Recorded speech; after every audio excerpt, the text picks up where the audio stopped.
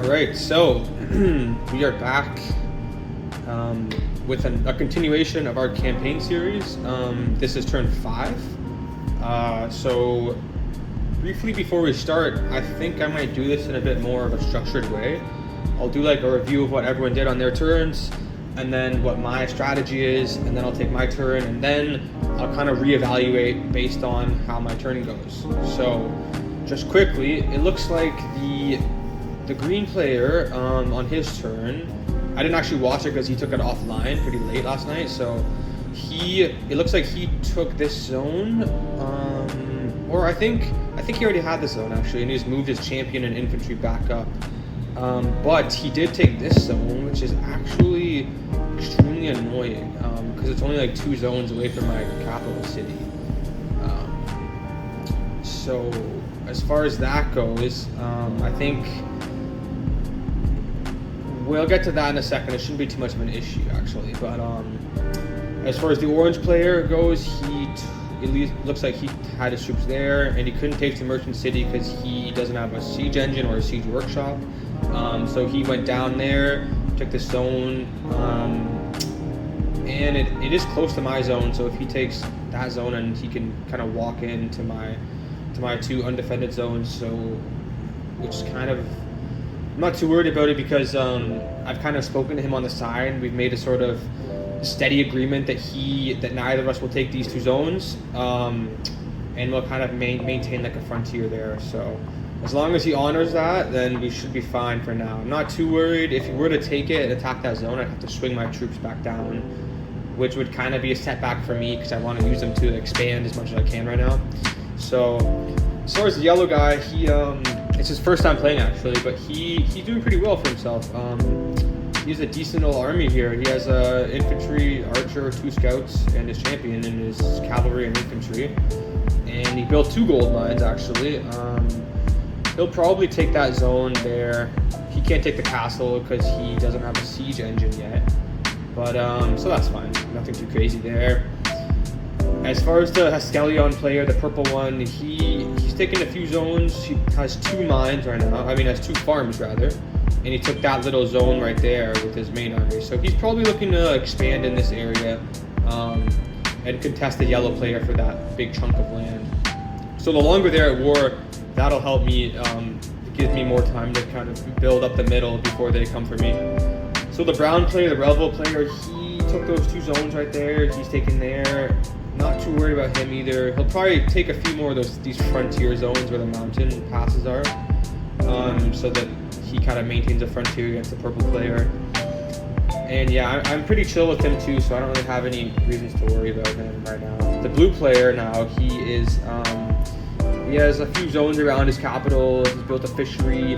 He pillaged this zone for the immediate 1 gold, but it makes the zone not produce anything for 3 turns. So I don't know why he did that, because in the long run he lost out on some income. But he built a peaceful mage right here, which generates him some gold every turn. He has a gold mine, and he's probably going to come down and take this zone right here maybe, and then make a gun for the merchant city, maybe the castle. Or he takes this zone right here, but they're going to be kind of close to the red player, so he might want to go around that.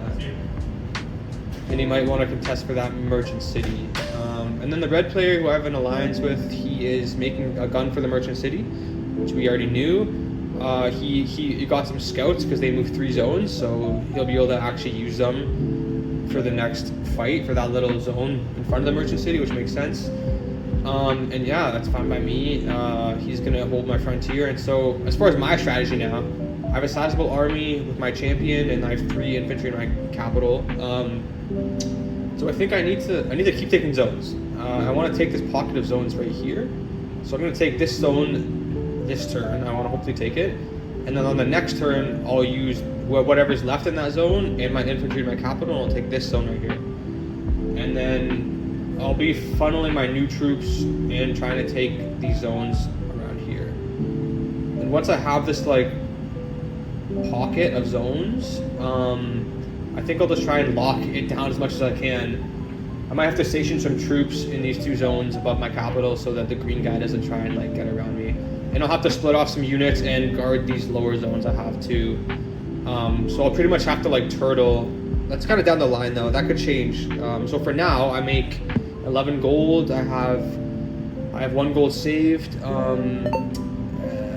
As far as my command 10, I don't get any. It's turn 5 right now, so I don't get any extra bonus until turn 9. And I still have my champion. Obviously, I have my artifact that didn't change since last turn. I'm only at 7 out of 12 units, so I can get more units. I think I kind of just want to buy some like infantry and maybe some cavalry. I could get another farmer gold mine, or a siege workshop, or even a fishery. But I think right now I just need troops on the board. Because especially if I end up losing quite a few units in this battle that I'm gonna do, I need enough units next turn to be able to use. So I can do 1 cavalry, so I'll have 3 cavalry now, which is decent, and I'll do maybe 2 infantry. I'll do 2 infantry. 2 infantry, 1 cavalry is pretty solid. I'm just trying to think if it's better to get like a fishery. I think I do that, and I build up my infrastructure after I have a few more zones taken. Because if I get a fishery, which costs 5, I will only be able to get like 2 infantry, which kind of sucks. Because the infantry have terrible attacking power. So, anyways, I'm gonna do that. Let's go next phase. Let's go to my battle phase.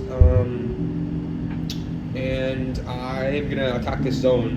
I really need this to go well because it's turn 5. On turn 6, all of the gray places get more units in them. So all the places that have 2 will have 4, and the castles will have 2 knights as well.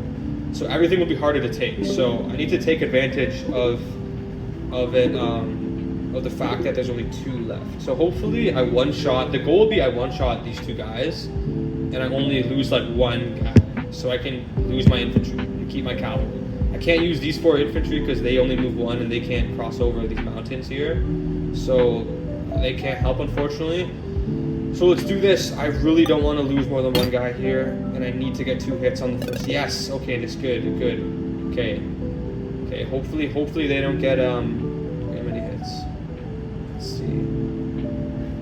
Oh my gosh. That is unfortunate. So I have to lose a cavalry and an infantry. Wow, that's the odds of that are not great. Damn. Lost my cav, wow. That's not ideal. That's fine though. I got the zone. I could have got no hits, and then I would have lost like maybe another guy even on the next roll. So I'm just gonna leave my infantry in my capital city there because I want to take the next zone. I want to take the zone above it on my next turn, and I'll just put these guys down. My deployment phase. That's really not ideal that I lost those guys there, but it could have been worse, I guess. So it is what it is. Yeah, I'll end my turn quickly. All right, well that's turn 5. So I'll cut to turn 6 when I can take again. All right, so we are on turn 6 right now. As far as what everyone else did, it looks like the green player, he kept these units here. He bought a peaceful mage and 2 infantry. And the peaceful mage is actually an interesting buy because I was thinking about doing the same thing actually. Because if people don't know, there's 3 different types of mages that can be purchased in the game. And you can only have 1 of them at any time. So you have to choose which one you want to buy. There's the peaceful mage, the warrior mage, and the elemental mage. Let me just look. Yes, elemental mage. Yes. And so the peaceful mage, if he's in a zone that has a gold mine, he actually produces 4 gold every single turn.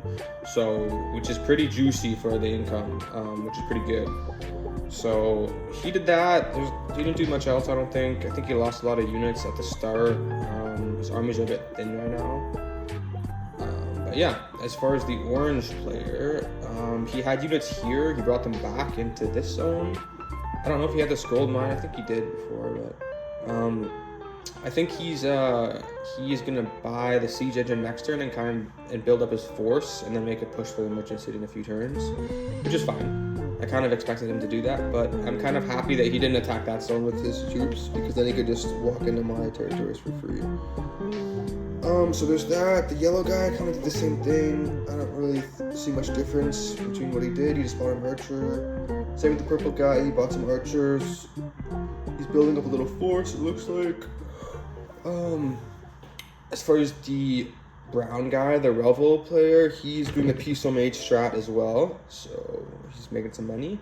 And the blue guy, he's been amassing his forces right here, which is a decent little army actually. Let's take a look at it. He has a Peaceful Mage, but it's not in a land with his gold mine, so it's defeating the purpose of it. So I don't know what that's about. And then the red guy, I spoke to him. I know what he's doing. He's just going to go for this castle here. And then in a few turns, he's going to go for the merchant city. Because he's not too worried, because he knows I'm not going to go for it, and the blue guy doesn't have a siege engine to go for it. So he's fine for now. He doesn't have to rush to it. So as far as my turn, what I'm going to do is, it sucks that I lost those 3 units last turn, but I'm going to attack this zone here with all my units, because they can all connect. As far as what I make 11 gold, but I also have 1 more for my alliance, so 12 gold. And I have 8 units, so I can get 4 more. So let's just see, we'll collect my gold, let's go to the buy phase. I can get some infantry, some cavalry. I might do the Peaceful Mage strat, so I can get some more gold, because it actually is pretty good for gold generation. I might also get a fishery. Peaceful Mage and a fishery would be nice. Or is that too much? Not enough. I need units on the ground, especially when I'm losing so many men in these little battles, which is super annoying. I think I need like a couple infantry every single turn, no matter what, just to soak up the hits that I'm taking on taking these zones. Because even the fisheries, how much is that again? Oh yeah, it's too much. I don't know. I only have 3 gold left over, so I'll do an infantry as well. So let's see. Let's go. Let's attack this zone right here. This guy and this guy and this one and this one. I might have to refresh my page quickly. If you leave the game open for multiple days, sometimes it kind of slows down a bit, and you just need to refresh it. And not as responsive. And then once you refresh it, it should be a lot snappier. Like, yeah, it's right away, really snappier. Okay, that looks good. Pretty much all I can do. Let's go next phase. We need to not lose too many guys. So there's 4 units now. I don't want to lose more than like 2 guys. And I want to get like at least 3. Okay, 2 hits. Oh my god. Okay, that sucks. There's 3 infantry gone. Holy shit. Okay, no hits, please. No. Okay, nice. It's not terrible. We lost 3 units. It kind of sucks though. But it's getting costly. It doesn't change my overall strategy though of just slowly expanding and kind of turtling in the middle. Let me place down my units, my Peaceful Mage. I should get the gold. It should show up in my command 10 right away, my new balance. Yeah, nice. My production went up to 16. That's juicy. That Peaceful Mage really helps. Yeah, my turn's done. That's the end of the... I'll probably end the video here. Just I don't want it to be too long. But I'll come up with another one that goes through turn like 7 to 9, I think. So yeah, stay tuned if you want to watch that. Yeah.